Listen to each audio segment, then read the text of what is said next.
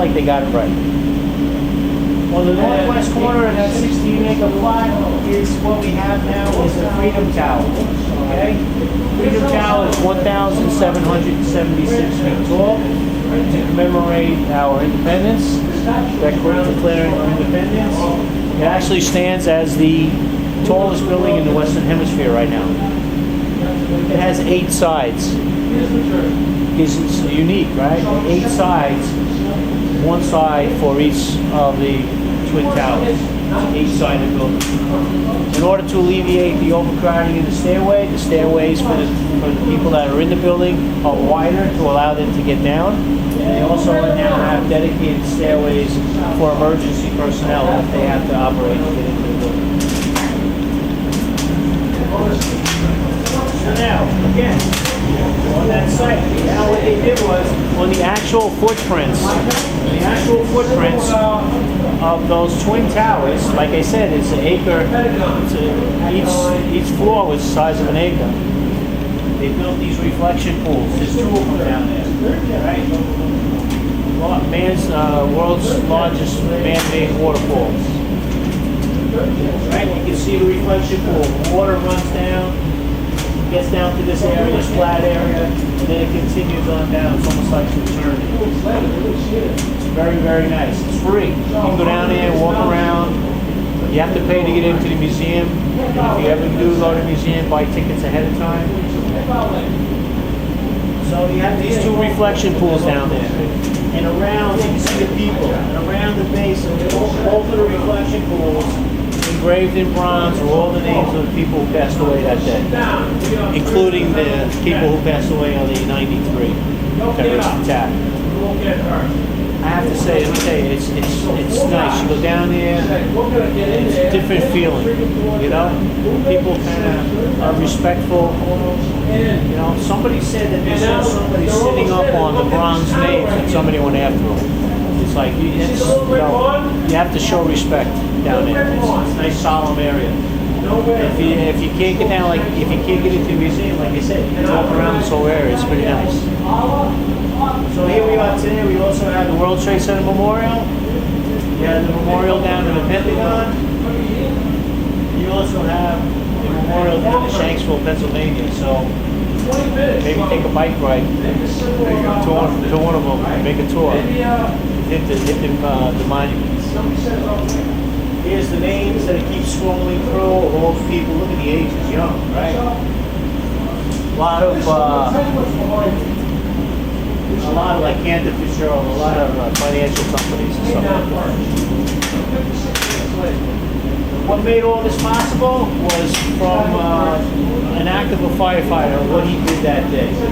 When you come into this back room, Billy's going to take you through the rest of the tour. He's going to show you how this mobile museum came to be and what it does, and you know, from the act of one firefighter on that day. So I appreciate it. You really paid attention to me. Thank you for coming. Appreciate it. Hope you enjoyed it.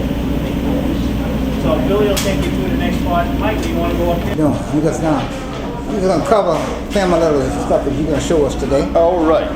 Folks, you come on either side, it doesn't matter.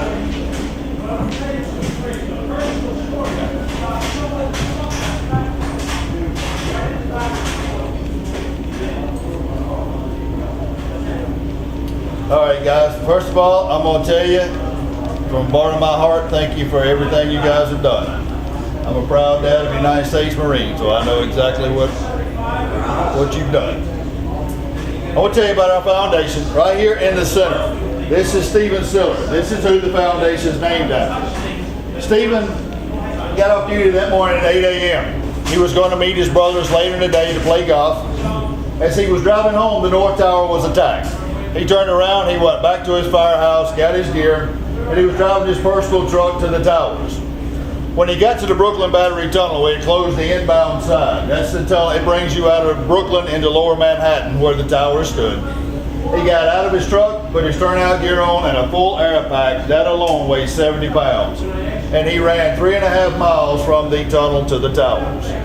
Not only that, he was somewhere between the 50th and 60th floor of the South Tower when it collapsed. So he had ran 3.5 miles Climb 50 plus flights of stairs with right at 90 extra pounds of gear. So his family wanted to honor him and the other 342 as well. So they started this foundation in 2002 and said, what better way to have a fundraiser than to simulate Stephen's exact steps that day. So the last Sunday of September 2002, we had our first Tunnels to Tower run. We had about 2,500 people that day. Last year we had 35,000. September 30th this year will be our run for this year. There are already over 33,000 people pre-registered. So if the numbers go according to how they have over the years, it'll be well over 40,000 people this year. To my right here, this TV, these are highlights from last year's run. Every firefighter that participates run in their full turnout gear. Every branch of our military is represented. Even the troops in Iraq and Afghanistan will have runs to honor this foundation. And I told my son he's going to Iraq in January. And if they have a run, his rear butt will run in it. He's my little boy, he's only 6'6", but I can still take him. I tell him that anyway. You'll see GMC, Home Depot, Carpet One, Master Brand Omega, Ashley Furniture, Anderson Windows. They're all lifetime partners of this foundation. Christopher right here, I'll talk about him in just a second. The next clip you'll see, this is Sarah Siller. This is Stephen's wife. She runs solely by herself to honor her husband. When you come out of the tunnel around the curve and you head up the hill toward where the tower stood, there are 343 firemen lining the street holding American flags to honor all 343. You'll also see probies. They're standing there holding banners with photos of all 343. The only time that a probie will not hold a photo is if that individual who lost their life that day has a family member presently on the job, then that family member will stand and hold that photo. We'll have 55 runs this year across the United States, 13 stair climbs as well. This one by far is our largest fundraiser. But if you come over here on this side, I'll tell you a little bit about what we do. This is Kyle Hockenberry. He was 19 years old. He'd been in Afghanistan 3 weeks. He stepped on the IED and he lost both legs and his left arm. You guys know the meaning of this very well. For those I love, I will sacrifice. That's powerful. Kyle survived. He lives in Columbus, Ohio with his wife and 2 children. Last year was in Salem, New Hampshire, and a young man walked up to me when I finished, pulled his shirt up, and he said, "Sir, Kyle was my buddy. I was in his platoon." Every one of us that survived, the day we got back stateside, we got this same tattoo to honor him. Tells you what kind of young man he really was. Right here, this is our #1 program. We build smart homes for amputee veterans. A smart home is a home that operates entirely from an iPad. They can control their lighting, heat and air, their appliances, some doors. You'll see their bathrooms are fully automated. They do not need any help whatsoever. Their kitchen cabinets will lower, their cooktops will lower.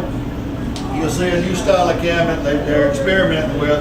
When you open the cabinet door, there are wire baskets built on hinges. They can pull right down to their level.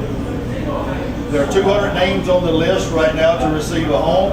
We just dedicated number 71 last week. Number 72 will be dedicated next week on 9/11. There are 3 that are in their final stages, and 8 are planned to begin construction this month. There's one thing you will not see though. You will not see a wheelchair ramp in any home. They're all built ground level so they can roll right in. And when you see the interiors of the home, it looks exactly like a home you and I would live in, because the number 2 thing that they want is to be able to live independently, just like you and I do.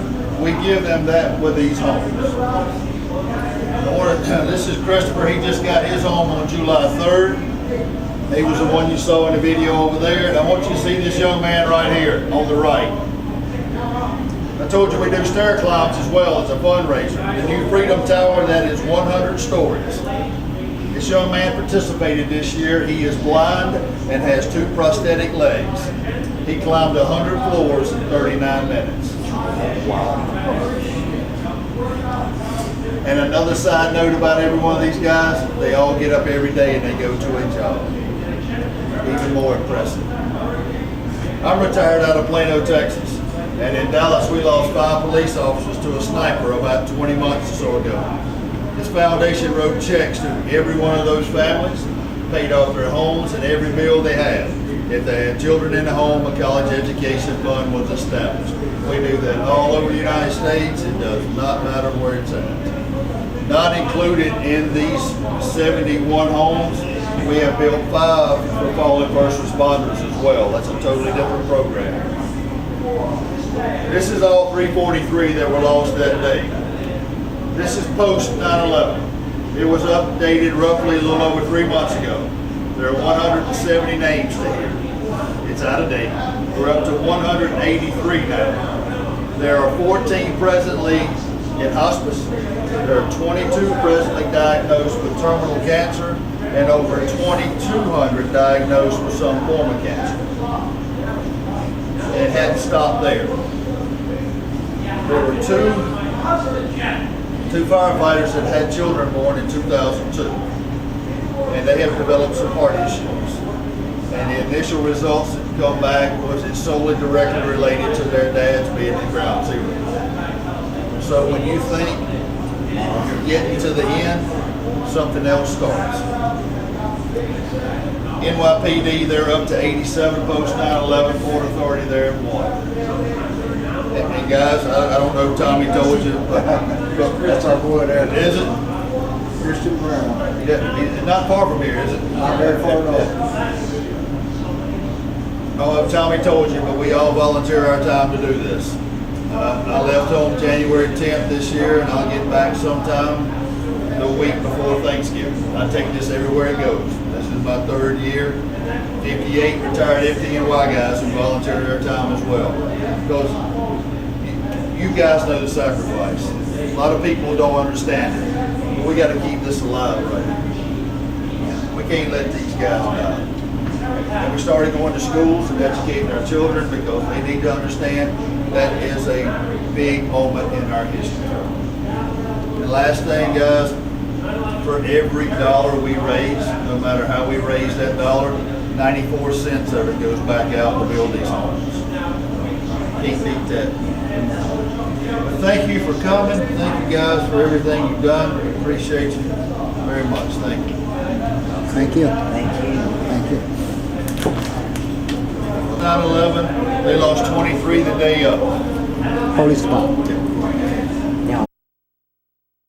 Hi, I'm Michael Tabor. You're watching WordUpProductions on Street Peace Television, and we're at Fitzgerald during this holiday season. And the reason why we're here is because this is a commemoration of 2001, 9/11. I'm sure you're familiar with it. A lot of people lost their lives. I came out to support Fitzgerald with this project. And to my left, I have Mr.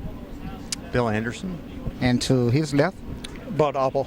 Okay, tell me a little bit about your organization. This organization was founded about 14 years ago. It was about veterans helping veterans. So not so much a money-raising organization, but for the fellow vets, combat vets, to be there for each other, know that you need somebody at 2 in the morning, somebody with like experiences on the other end of the phone. So y'all fought active. Tell me a little bit about how you get to be a member. Y'all fought active. You saying something about? Well, membership, we have primary membership is for combat veterans. We do have support members that are just veterans, but primarily are combat veterans, which again was the primary focus. Like experiences. A lot of people don't like to talk about some of that stuff, so if you know one of your brothers has a similar experience, you're more likely to open up and feel better about having that conversation. What branch was you in? I was Navy 6 and Army for 9. Okay, what about you? Spent 30 years in the United States Navy.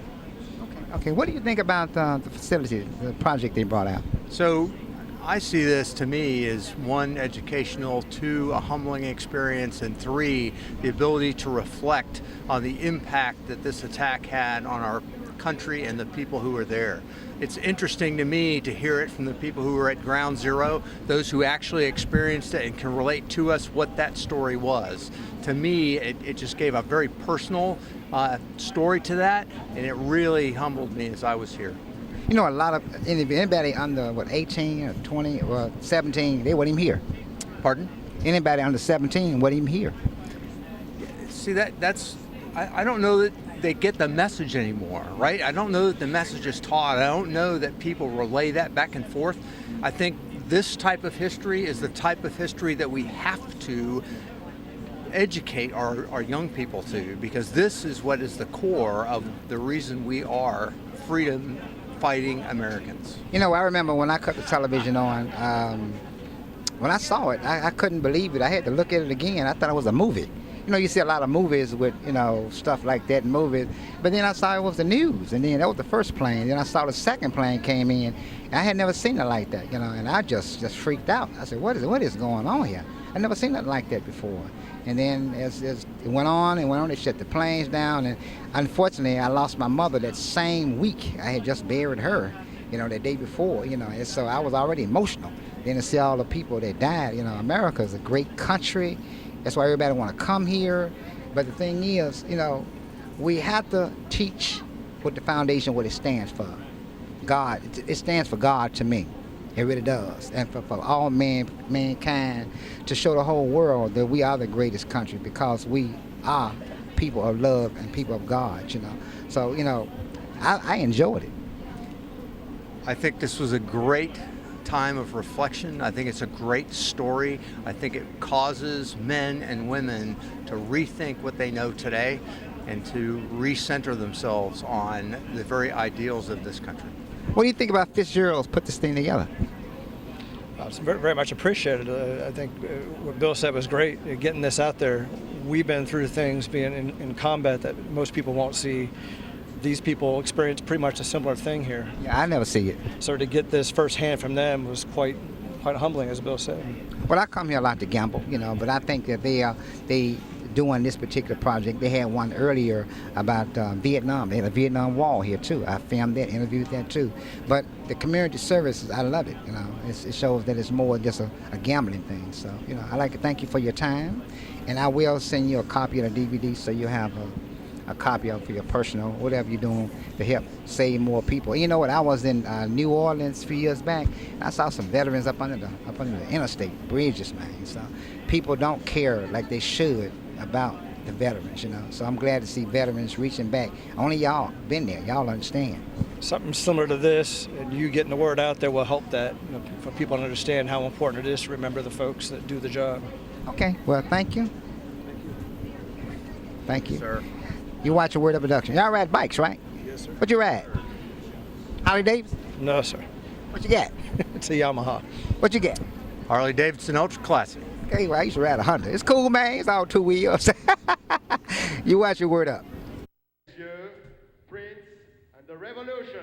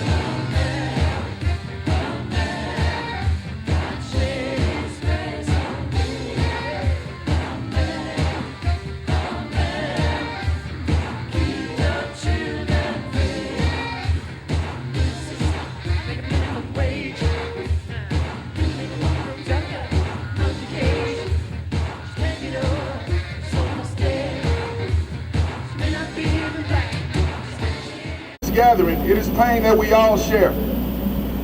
We will share joy as well as pain. And we will share peace of mind as well as anger. And we will share faith as well as doubt. But let us never ever forget the significance and the sacrifices of 9/11/2001. And let us always remember that we are never alone. So at this time, if we would, let's go ahead and get our candles lit.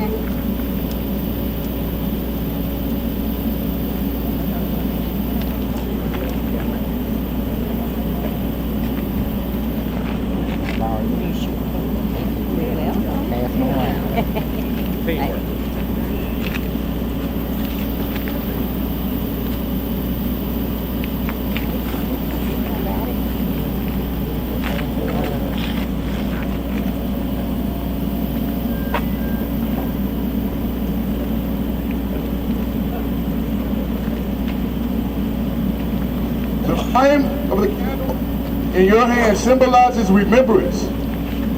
As we light our candles in memory of the lost ones, let us do so with gratitude that they live.